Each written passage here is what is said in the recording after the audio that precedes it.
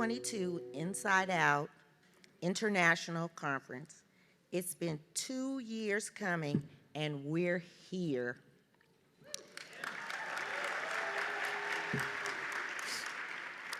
We have nearly 600 people from 10 countries here in Atlanta with us, plus attendees from all over the world with us virtually.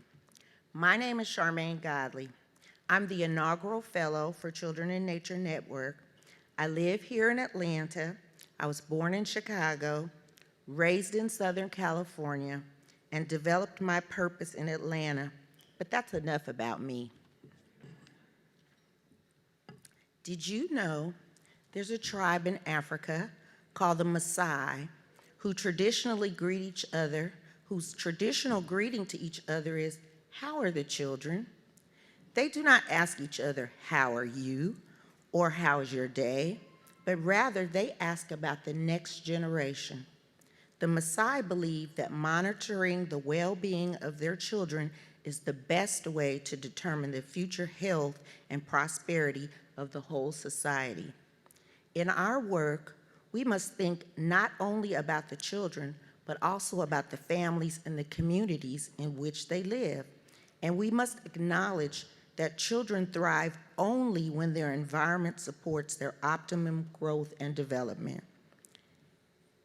As cited in a recent report issued by the Institute of Medicine, providing safe, stable, nurturing relationships and environments for all children requires changing attitudes, beliefs, norms, and policies.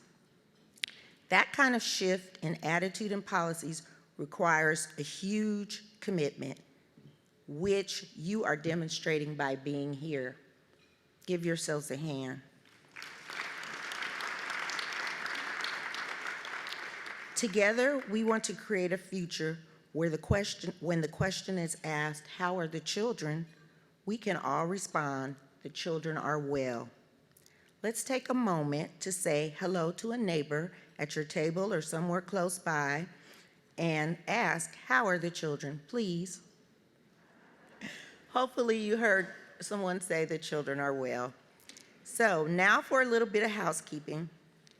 This is the first time that we've produced both a live and virtual conference. We thank you in advance for your patience as we work to make sure that it's a great experience for everyone.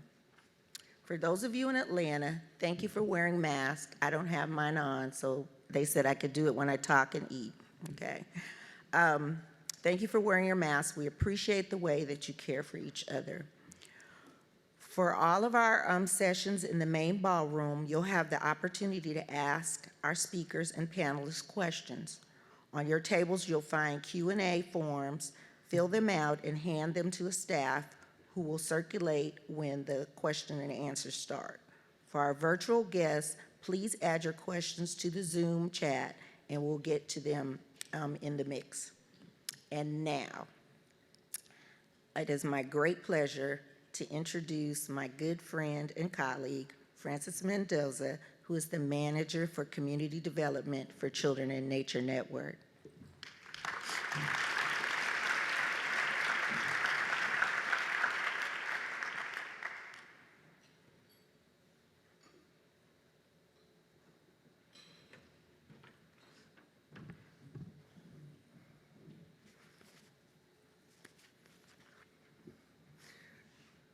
Magandang umaga sa iyo lahat.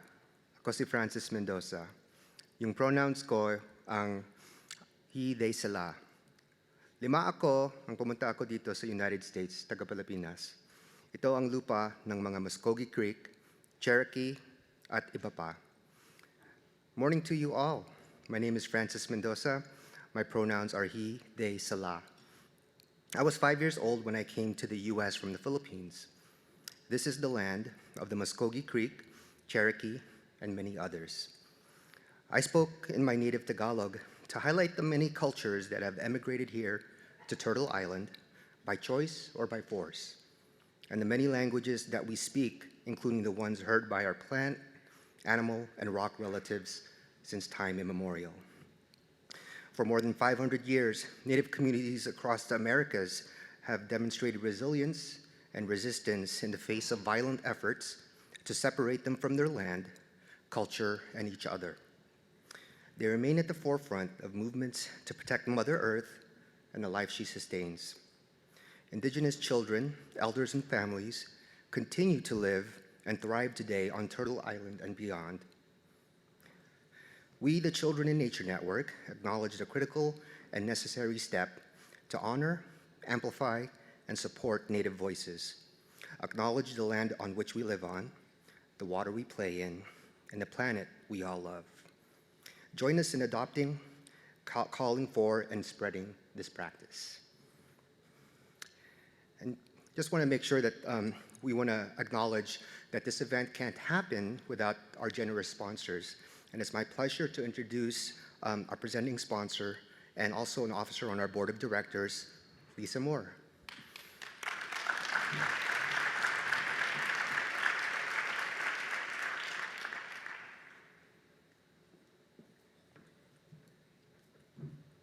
Good morning.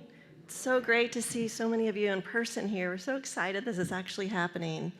I have the great honor of welcoming you and more importantly, thanking you for the work that you do. Our hope is that this conference brings you new ideas, new connections, expertise that can be shared across this network so that you can continue to do the amazing work that you do. So most importantly, we wanted to welcome you, but also thank you for the important work that you do. And with that, I have the pleasure of introducing Sarah Milligan Toffler, Children in Nature Network's president and CEO, and I'm going to take a moment to say 3 things about Sarah that I personally appreciate, and I know that our board appreciates. One is her passion for the work. It's absolutely incredible, and she is relentless in her continuous learning and her dedication to the work. Second is her intentional leadership. She is always thinking about the right thing and the next thing to do, which is incredible to see on a day-to-day basis. And third is just her commitment to the network, and that she's just, at the end of the day, an incredible human being. So Sarah, thanks for all you do, and welcome.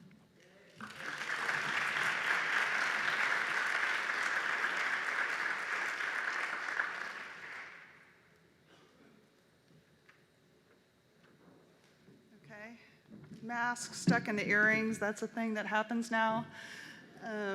Good morning, everyone. It's just so great to see all of you. I'm just excited about the day ahead, and I hope you are as well, and what we've got planned for the whole week. There's just so many great presenters.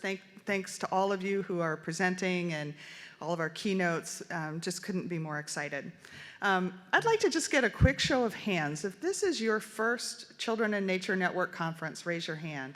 Oh my goodness. Wow. Let me just say thank you and welcome to the Children in Nature Network community. We're just so thrilled to have you here and look forward to getting to know all of you, and hope we see you for many years to come. If this is your second conference, raise your hand. Do we have any for who? Okay, a handful. Thank you, people, for being patient, sticking with us, and coming back. If you've been to 3 or more, raise your hand. Okay, so look at that. They say, make new friends and keep the old. You folks are gold, and thank you so much for sticking with us and for your great work. So thank you for indulging me just to get a sense of who was in the room here. I too want to thank our incredible sponsors. You just saw Lisa with Playcorps. We also have the Pisces Foundation and Playcorps have been with us from the beginning, and we just really couldn't do this work without them. Also, the Arthur M. Blank Foundation was very excited to have this conference come here to Atlanta and to shine the light on the great work here in Atlanta.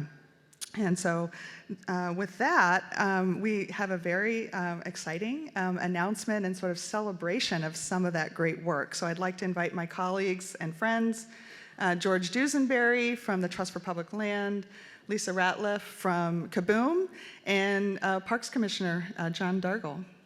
Come on up.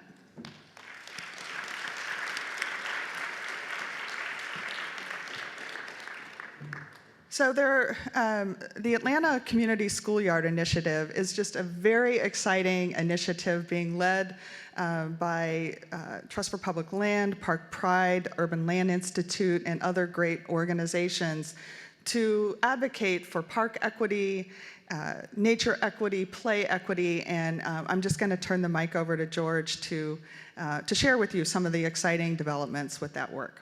George? Thank you, Sarah. So I'm George Duesenberry. I'm the Vice President for the Southeast for the Trust for Public Land.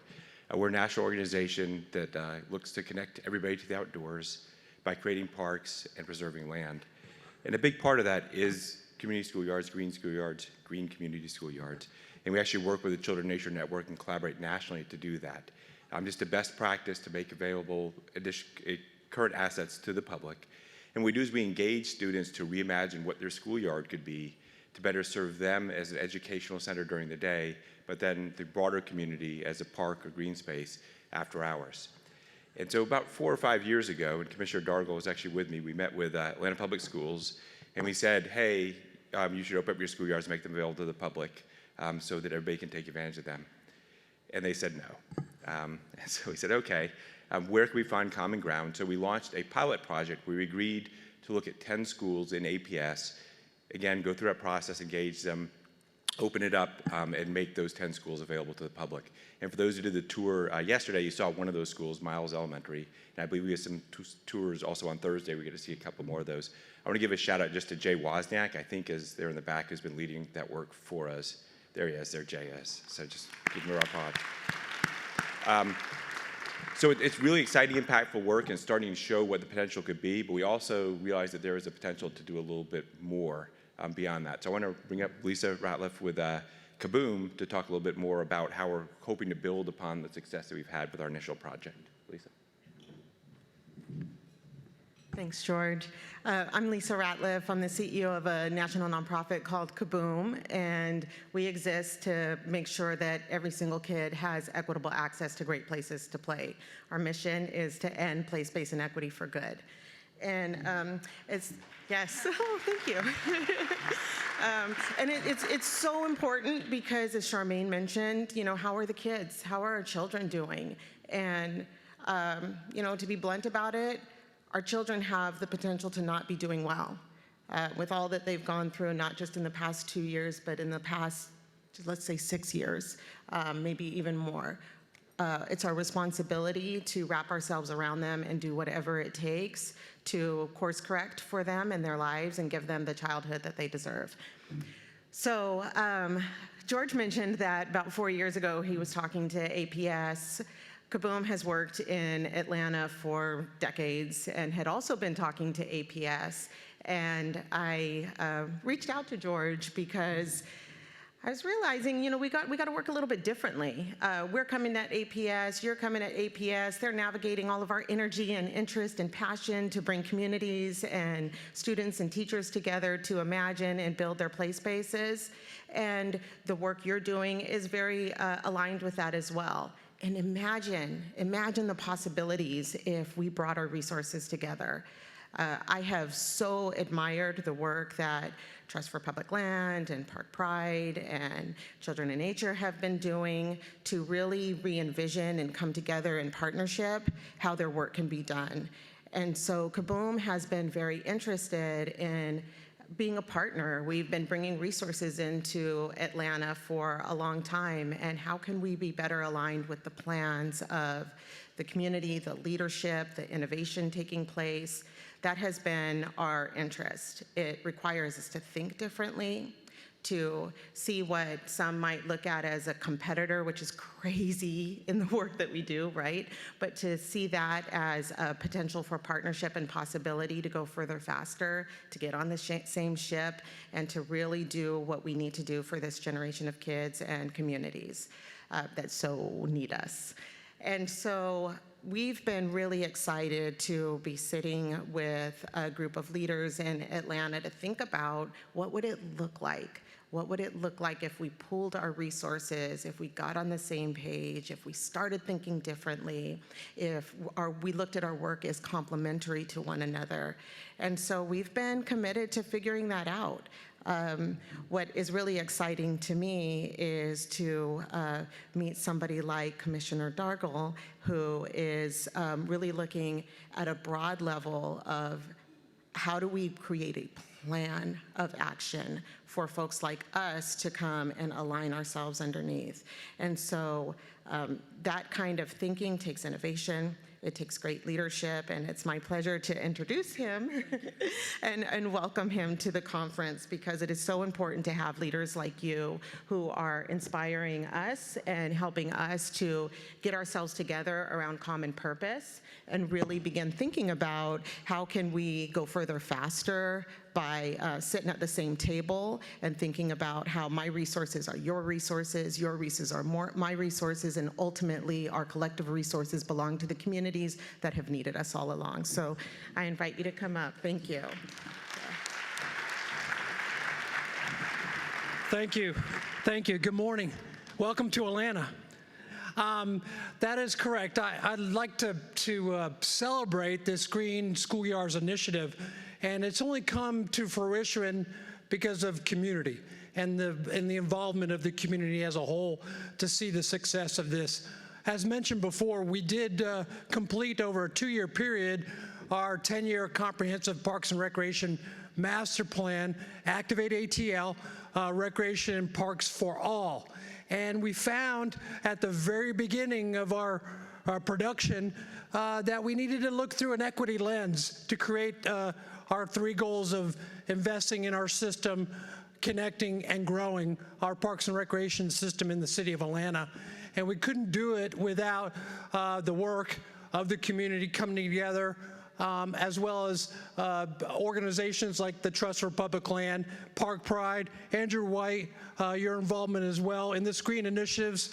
Hats off to you, as well as our team from Parks and Recreation, Tara Buckner and Gabriella Slade. I think Tara's in the crowd somewhere. Tara, thank you for your involvement in this initiative. And, we have found, we've made some progress, but we have a lot of work ahead of us. 77% of our residents have access to a park within a 10-minute walk. And again, our goal is 100%, obviously. And the only way to get there is to be able to look throughout the community and get them involved on looking at the green space that we have access to for the public of all ages. So we're very excited about celebrating small bites, but big plans ahead for the city of Atlanta. Thank you.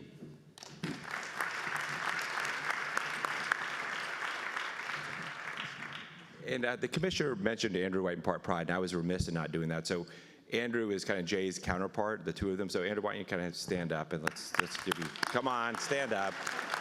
Thank you. Okay. Thank you very much.